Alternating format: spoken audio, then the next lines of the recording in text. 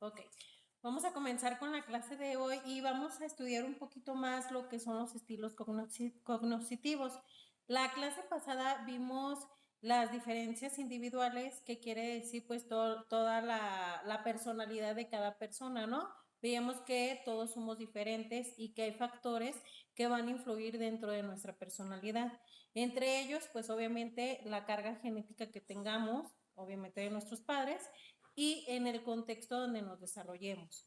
Hablamos un poquito de algunos experimentos que se han hecho y bueno, pues al final se han terminado pues quedando en acuerdo de que pues tiene que ver tanto lo genético como la crianza que te den dentro de casa. Entonces el contexto donde las personas o donde nos movemos es muy importante. Por eso es importante también que nosotros al momento de que estemos a cargo de un salón de clases, pues hagamos un ambiente cálido, un ambiente de confianza para nuestros niños, porque va a influir mucho el contexto donde nosotros demos clase. Si es un ambiente de confianza, un ambiente donde el facilitador, el maestro, hace bien su trabajo como guía, pues el niño va a aprender, ¿ok? Independientemente a veces del contexto que tenga en casa, porque a veces sí decimos, ay, no, pues es que no aprende en casa o así, pero yo, por ejemplo, yo he observado que hay niños que tienen un contexto familiar muy feo, a veces no les hacen caso, no los atienden,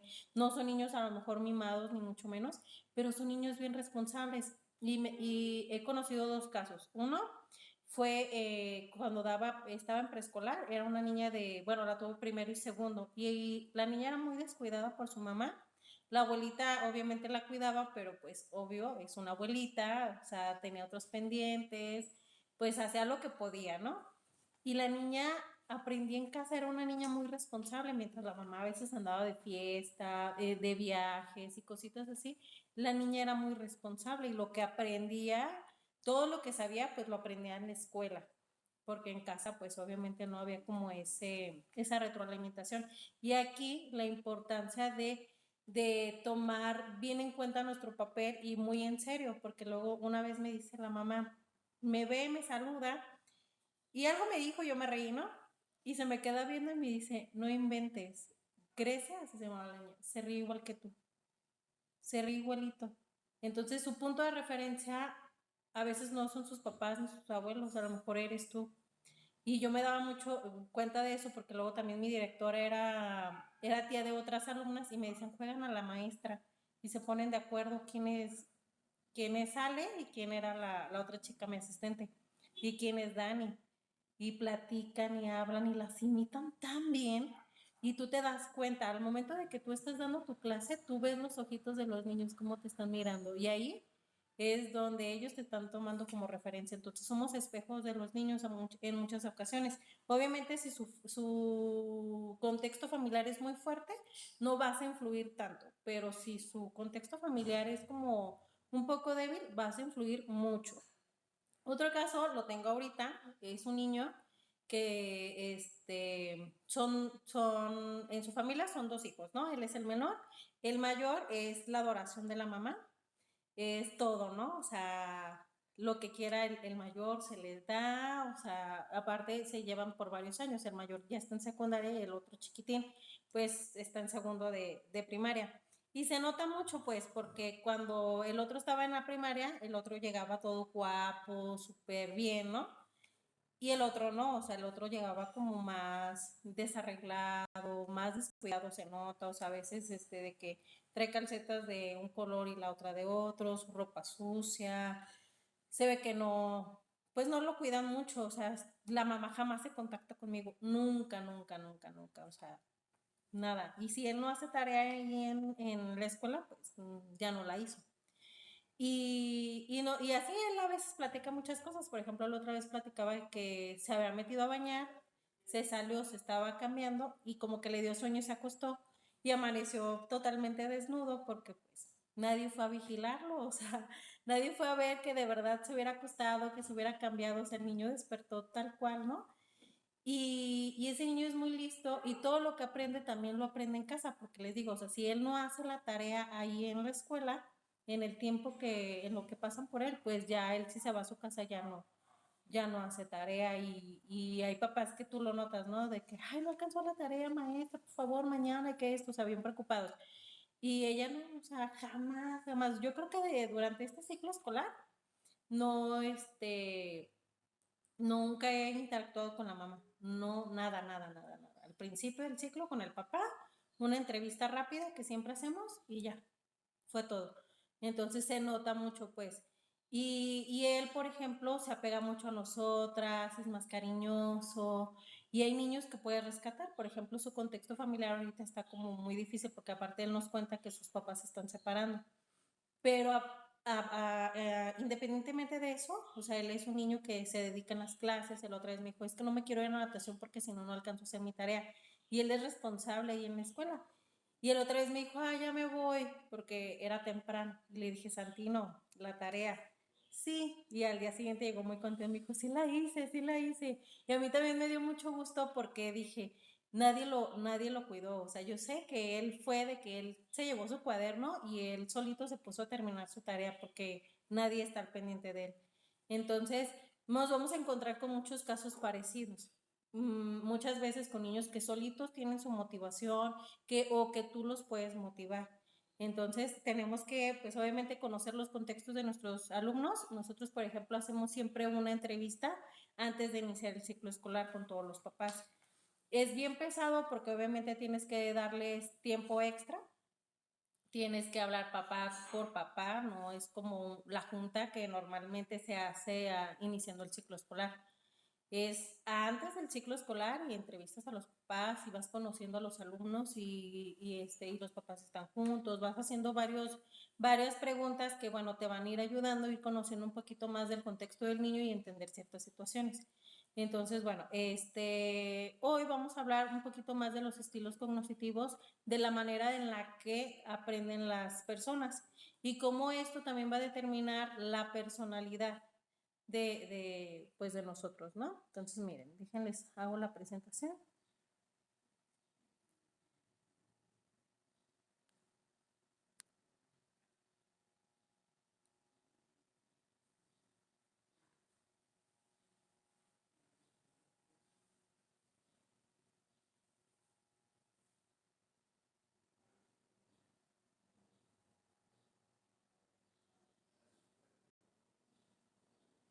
Ok, ahí está lo que vamos a ver el día de hoy, que son los estilos cognitivos.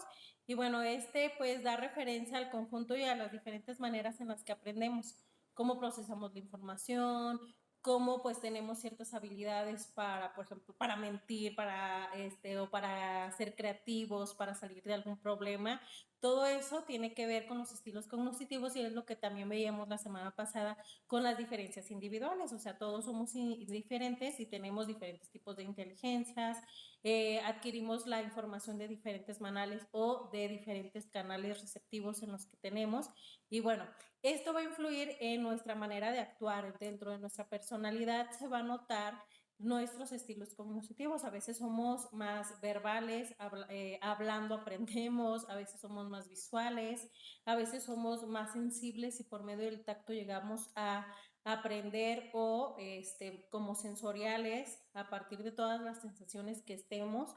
Obviamente todos, creo que todos tenemos un poquito de todo, obviamente unos más desarrollados que otros, pero, por ejemplo, aquí nuestro trabajo, lo que yo les decía, es siempre dar con todos los tipos de aprendizajes. Y si no, pues con los más básicos, ¿no? Que es el visual, el kinestésico y el auditivo. O sea, llegarle a los tres canales para no dejar o descuidar uno solo. Obviamente esto tú tienes, bueno, ya habíamos hablado que había varios tests donde nosotros podemos determinar estos estilos de aprendizaje y los estilos cognitivos pues a partir también de algún test o también de tu observación. Bueno, son 8 estilos cognitivos que vamos a ver ahorita, son diferentes. Y empezamos con los primeros tres son los más importantes, no, bueno, no son los más importantes, pero sí son los más estudiados, donde se ha obtenido como más información. ¿Qué quiere decir esto? Pues que hay personas que tienen más de estilos cognitivos, de estos primeros tres. Entonces, bueno, el primero es dependencia contra independencia de campo. El campo quiere decir contexto, ¿ok? Entonces, bueno, el independiente de campo suele tener más inferencias en la memoria, si bien suele detectar más los elementos sobresalientes a la hora de formar conceptos, ser más sugestionables y visuales, más sociables, efectivamente menos controlados, ¿ok? Los chicos dependientes son como personas que analizan un poquito más el contexto, como que le piensan más, observan más, al momento de llegar a un lugar nuevo o pues así, su simple naturaleza es estar observando como que todo el tiempo, están analizando a las personas, el contexto, la situación, todo el tiempo lo están haciendo. Mientras que el independiente, pues suele ser más verbal, no es tan callado, capta más las fronteras de las cosas y las personas. Suelen ser también más organizados y menos influenciables. Entonces, bueno, estos, por ejemplo, los independientes obviamente les gusta trabajar un poquito más solos que los dependientes. Los dependientes es como que también como que necesitan cierta guía o necesitan ciertas instrucciones para poder llevar a cabo alguna tarea o algún ejercicio en contexto, ¿ok? Entonces, sí nos vamos a encontrar también muchos niños que como tú les digas o como tú les des la instrucción, tal cual la van a hacer. O vamos a encontrar niños que van a hacerte un poquito de caso y van a romper esa frontera, o sea, como que, ay, pues le voy a poner un poquito más de mi personalidad, ¿no? Al trabajo, por ejemplo. O por ejemplo, siento que tengo estos dos estilos dentro de los grupos. Por ejemplo, en mi grupo B, tal cual les digo las instrucciones, ellos las siguen. Y les cuesta mucho trabajo romper reglas, mucho, mucho, mucho. Y son muy individualistas. En cambio, los otros, los de no, esos no conocen las reglas y las rompen más y son más creativos, son más platicones, obviamente, y siempre ponen como un poco su sello personal en todos sus trabajos. Entonces, aquí te vas a dar tu cuenta, ¿no? ¿Cuáles son niños dependientes o cuáles son independientes? Vamos con el siguiente. El siguiente es reflexibilidad e impulsibilidad. ¿Ok? Bueno, el impulsivo va a responder de manera rápida y activa. Esto aquí, por ejemplo, de estos dos estilos cognitivos, se basa más que nada en la rapidez de estímulos. Entonces, por ejemplo, el impulsivo, obviamente, por impulso va a reaccionar. ¿Ok? Son más rápidos, son más activos. Obviamente, por impulsivos, pues no analizan las cosas y van a tender más a equivocarse, ¿ok? A cometer errores porque no se fijaron, porque no fueron analíticos, o sea, simplemente actuaron por impulso, ¿ok? Y en cambio, el reflexivo, pues obviamente va a tomar en cuenta ciertos aspectos de la situación, las va a analizar, va a ser un poquito más lento en esta cuestión, ¿no? Que el impulsivo. El impulsivo todo el tiempo lo vas a ver activo y moviéndose y hablando y desarrollándose, mientras que el reflexivo no lo va a hacer, ¿no? Va a ser como más tranquilo, van a ser más indecisos en tomar decisiones, ¿ok? Y vamos con el siguiente, sensorial contra intuitivo. El sensorial se basa en las informaciones ya existentes. O sea, ya con la información que yo conozco es como voy a resolver a lo mejor cierto problema, ¿no? O resolucionar algún ejercicio, o sea, con la información que tengo, no va a ir más allá. En cambio, el intuitivo, pues es como que conozco la información, pero a lo mejor puedo que encuentre otro camino para resolver este problema, ¿no? Entonces, el sensorial también va un poquito de la mano con lo que es como una mente más cerrada que el intuitivo. O sea, ese como que quiere explorar, son más exploradores, no se dejan llevar por lo que ya está estipulado, sino que pues siempre quieren como un poquito más, ¿no? Entonces, bueno, vamos con el verbal y el visual. Bueno, hasta aquí, de estos tres que hemos analizado, son los que más han estudiado. Entonces yo les decía, como, obviamente, pues tienen más estudios, y hay personas que se detectan más rápido con estos tipos de estilos cognitivos. Vamos con el verbal y el visual y áptico, ¿ok? El áptico es el que toca, como de tacto. Obviamente, pues sabemos que hay personas o niños desde pequeños se les da como más esta habilidad verbal, donde desde chiquititos empiezan a hablar, o nos encontramos niños donde les gusta mucho leer en voz alta, les gusta expresarse, todo el tiempo están levantando la mano para dar su punto de opinión, aunque no sea asertiva, pues se enganchan, ¿no? Y bueno, pues los niños visuales, que pues son obviamente todos estos niños que son también como más observadores, aprenden por medio de viendo, haciendo gráficos, dibujos, y el áptico que es como más de tacto, quiere decir que es como más kinestésico. En esta, bueno, aquí, no sé si tengan alguna duda hasta este momento. ¿Ninguna? Ok. Bien, continuamos. Aquí vemos el global y el analítico y el holístico y el serial. El estilo global se centra en identificar objetos en su totalidad, una única unidad, ¿ok? O sea, solamente lo ve todo como de una forma más general. Emprende su análisis como tal, ¿ok? O sea, es como, pues, es observador, pero es como muy concreto en tanto en sus ideas como en su forma de ser, o sea, en las formas, en lo que se van a manejar, va a ser muy concreto. Y bueno, pues se procesa, es como que se bloquea si lo sacas un poquito del esquema que él tiene en su mente, ¿no? De la información o el manejo de información que él lleve a cabo, sus habilidades van a bloquearse un poquito si lo sacas de este esquema donde él ya está como, pues ya es como muy concreto, ¿no?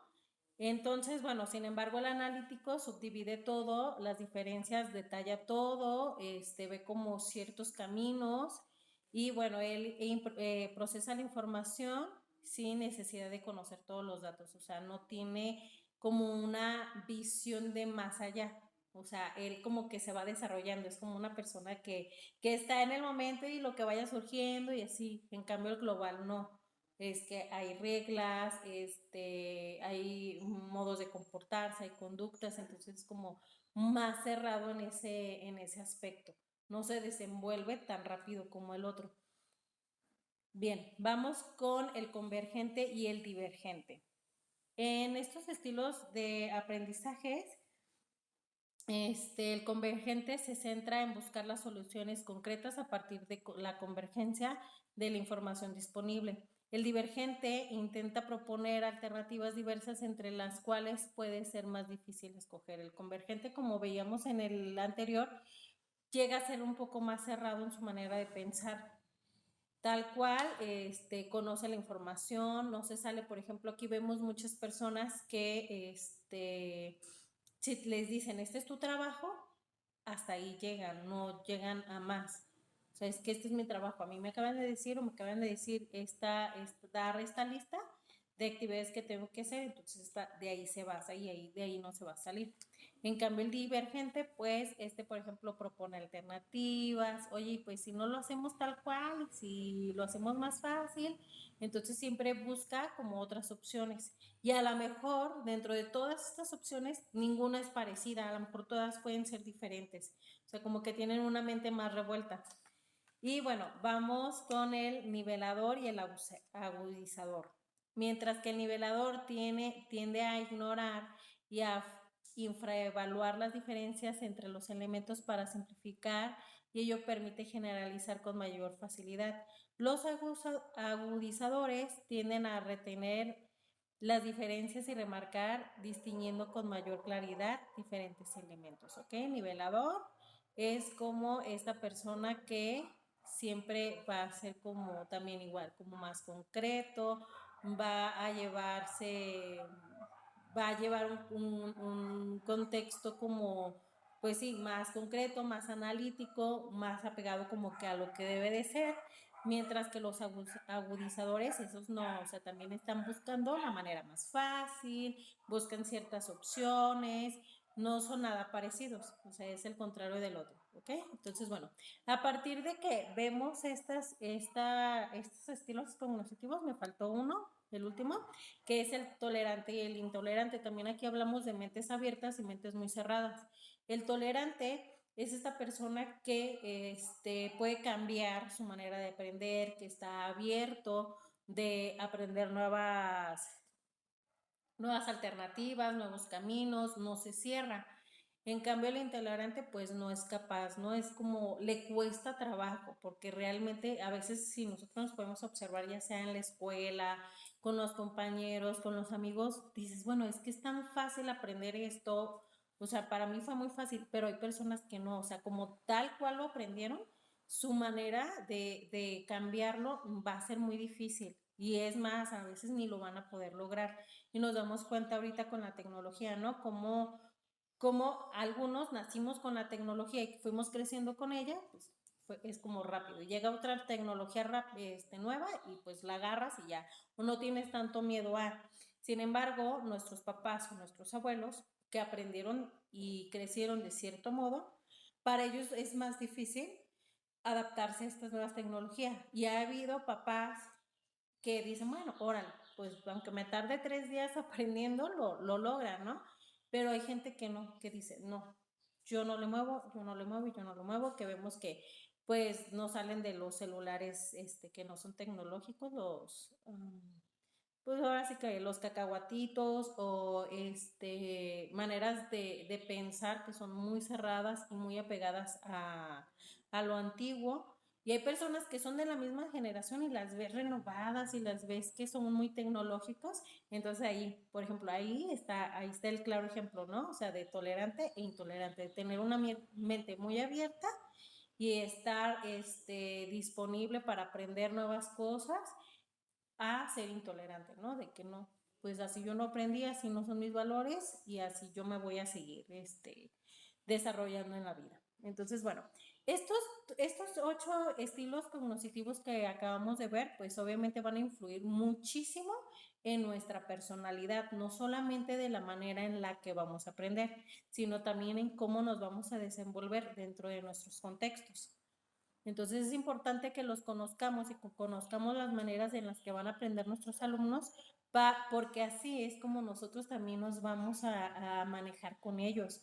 No podemos manejarnos de la misma manera con todos. Lo ideal es que sea así, pero no, hoy en día no es así. Obviamente vas a ser como a lo mejor más tolerante con cierto niño que con otro de tus alumnos, a lo mejor vas a ser exigente con uno más que con el otro y entender y hacerles entender a los alumnos, porque luego ellos se fijan mucho de que, ¿por qué con fulanito sí, conmigo no?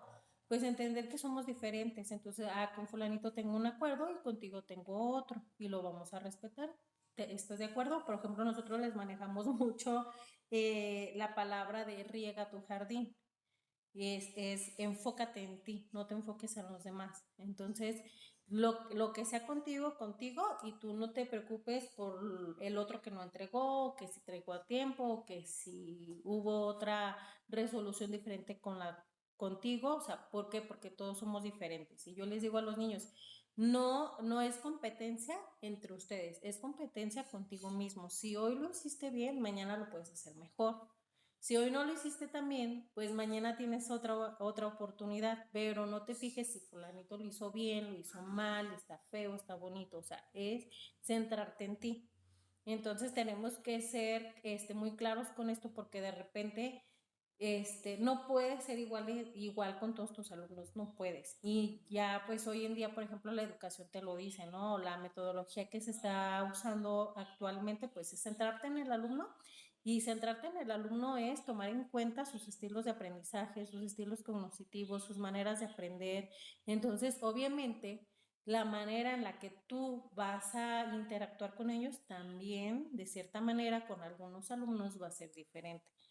Y claro, ante los ojos de los niños, ¿esto qué quiere decir? Pues va a ser injusticia. Entonces hay que saberles manejar estos conceptos a los niños, obviamente no te vas a poner a explicarles, no, pues fíjate que tu compañerito como es tolerante, pues con él puedo hacer así, así, y con el otro, pues contigo no. Entonces tú vas a seguir estas reglas y punto.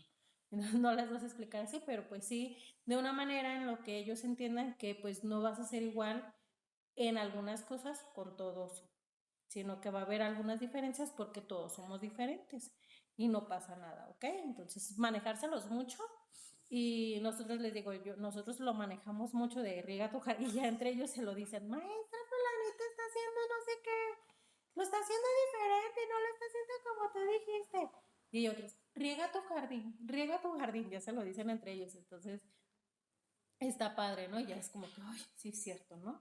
Y ya siguen su trabajo y así. Entonces, obviamente son impulsivos y esto pues, lleva un trabajo, pero pues es poco a poco y también ahí educar a los papás, porque hay muchos papás de que me dijo mi hijo que con fulanito no sé qué, con sutanito. Entonces también las maneras en las que nos vamos a dirigir con los papás también tiene que ser diferente, pero hacerles entender pues estas cuestiones, ¿ok? Bien, vamos a ver lo que es el desenvolvimiento intelectual, o sea, cómo se va a desenvolver nuestra mente, cómo la vamos a ayudar a que se desenvuelva. Nosotros conocemos que, bueno, en estos factores de nuestros estilos de aprendizajes, pues obviamente van a venir impregnados en nosotros biológicamente. No es que nosotros totalmente lo decidamos. Obviamente el contexto a lo mejor nos va a ir encaminando a tener cierto estilo o no.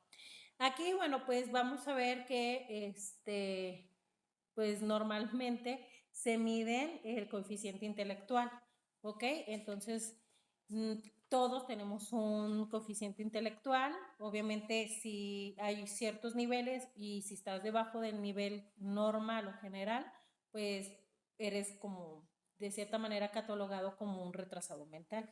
¿Qué se sucede? Pues obviamente las personas que tienen algún retraso mental, pues tienen un coeficiente intelectual más bajo que a los que tienen un coeficiente intelectual alto.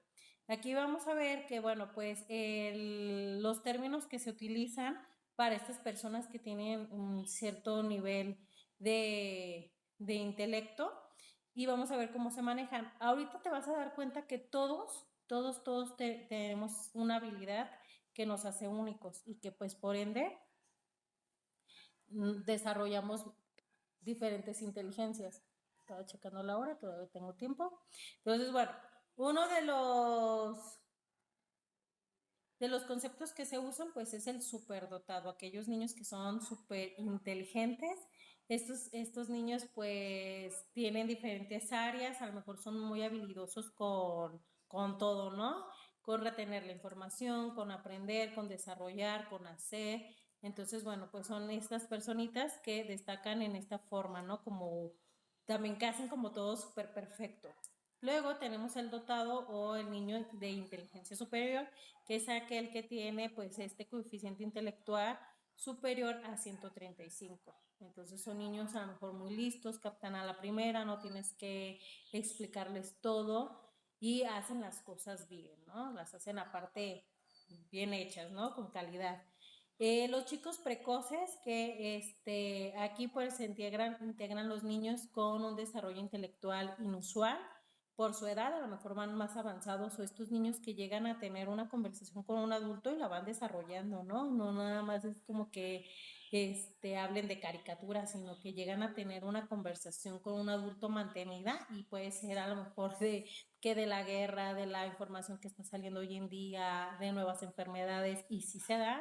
O sea, yo tengo niños que la otra vez estaban hablando de eso, o hay un niño que siempre me está preguntando cosas de la Segunda Guerra Mundial, o por ejemplo, él tiene información o le gusta leer sobre la historia de los zares de Rusia y qué pasó y por qué hubo revolución rusa y esto. Entonces, son niños que obviamente ahorita tienen a la mano muchísima información, pero pues miren, la saben implementar.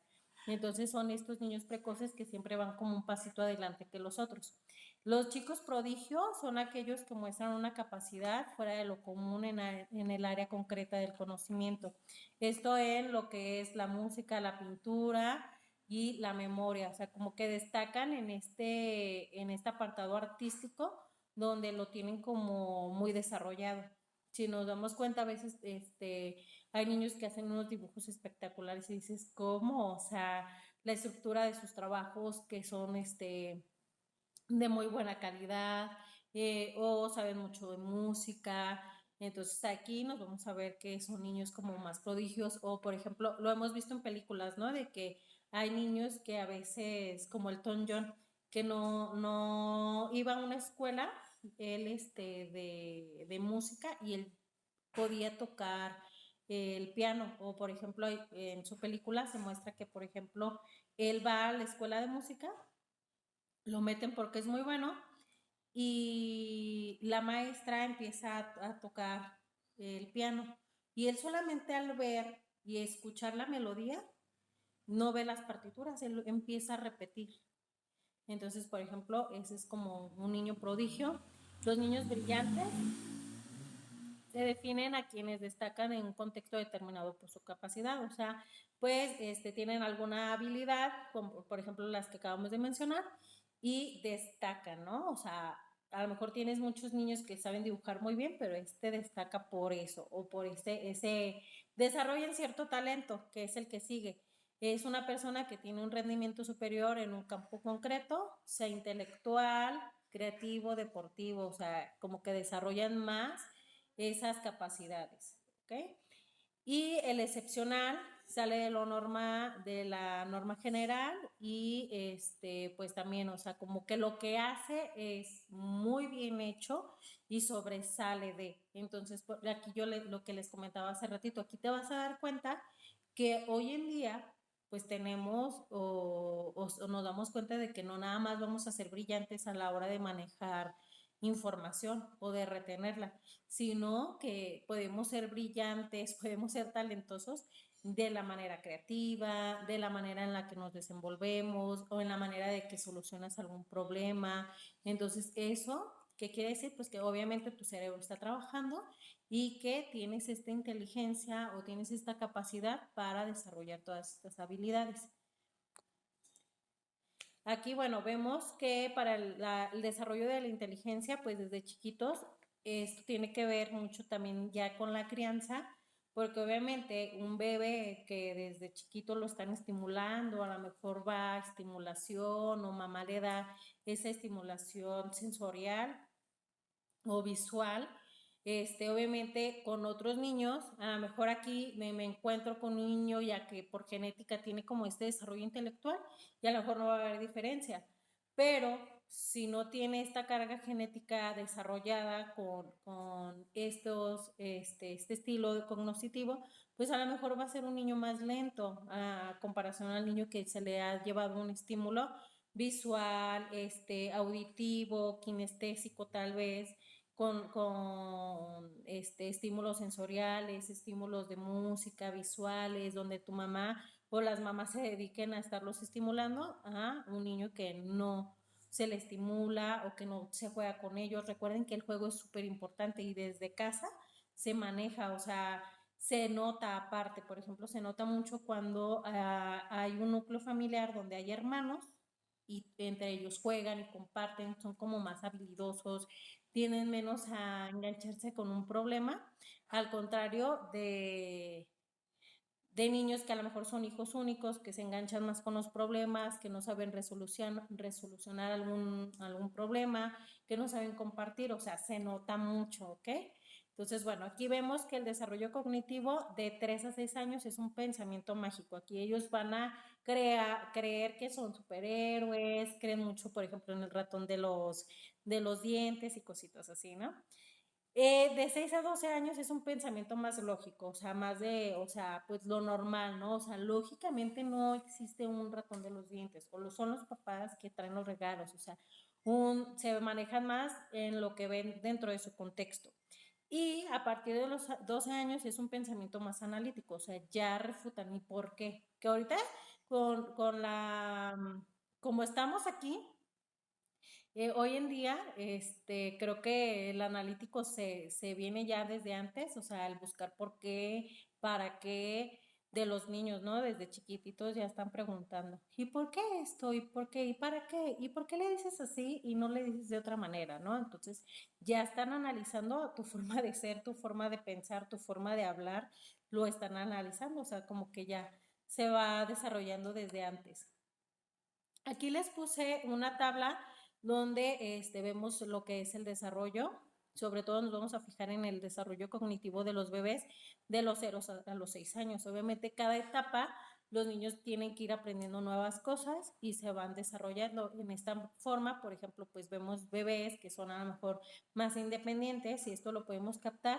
Si vemos a un bebé que es de guardería, que llegan a tener pues más habilidades motoras, son más, de cierta manera, un poquito más inteligentes que los niños que están todo el tiempo en casa en cuidado de la mamá, aunque la mamá lleve cierto trabajo en el estímulo. Yo, por ejemplo, lo observo mucho con el hijo de una amiga, que ella también es maestra, pero pues ahorita no está trabajando, entonces se dedica a su bebé y su bebé tú lo ves y ya habla, detecta colores, es muy inteligente y tiene mucho, este, pues mucha creatividad, o sea, es muy activo, es muy así, habla muy bien, te identifica todos los animales, o sea, súper inteligente. Pero en algunas cuestiones aún le falta más desarrollo y más habilidades.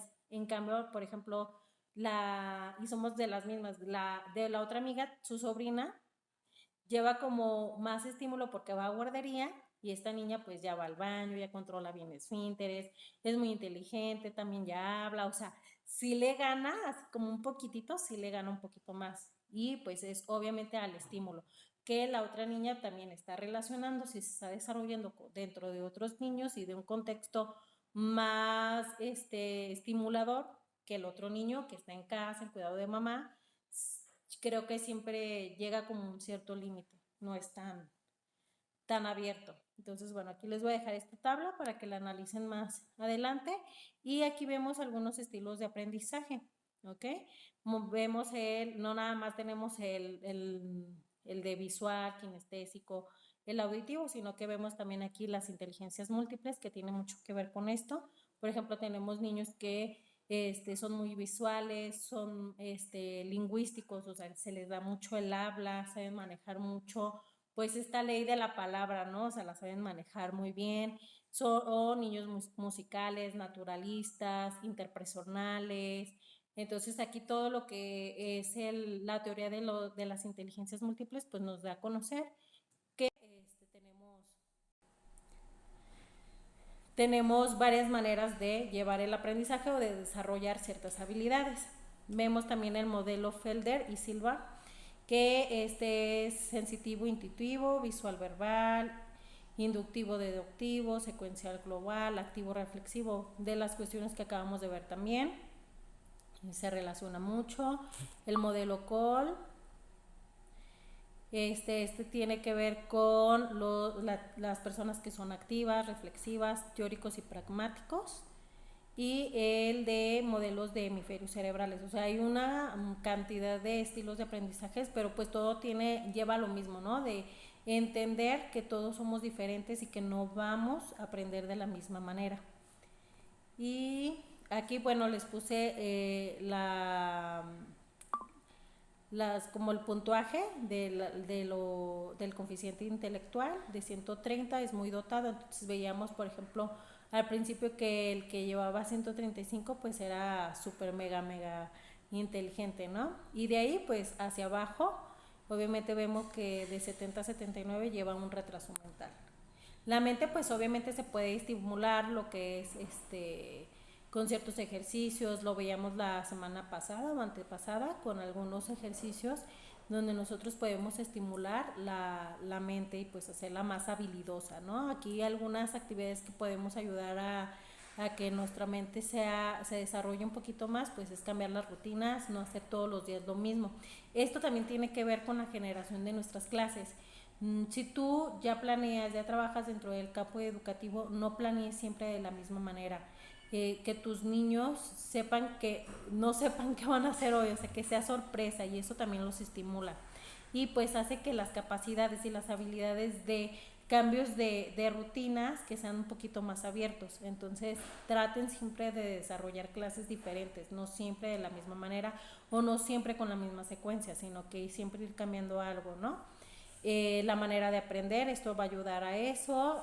Juegos de mesa son súper importantes, les decía, pues casi siempre se genera pues dentro del hogar, pero si no es así, también implementenlas dentro de su aula, es muy importante. Yo como les digo, siempre en mi primer día de clase siempre les doy un tiempito extra, un tiempito libre para dejarlos jugar. Entonces ahí yo lo que hago es estar observando y ahí yo veo que niños les faltan algunas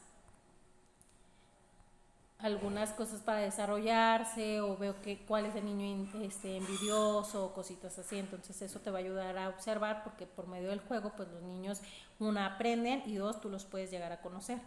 Otra pues es leer, pero motivarlos a una lectura donde a ellos les guste y pues obviamente nos ayuden a desarrollar estas habilidades cognitivas, porque a veces no les gusta leer, se los metemos a fuerzas y no vamos a lograr nada.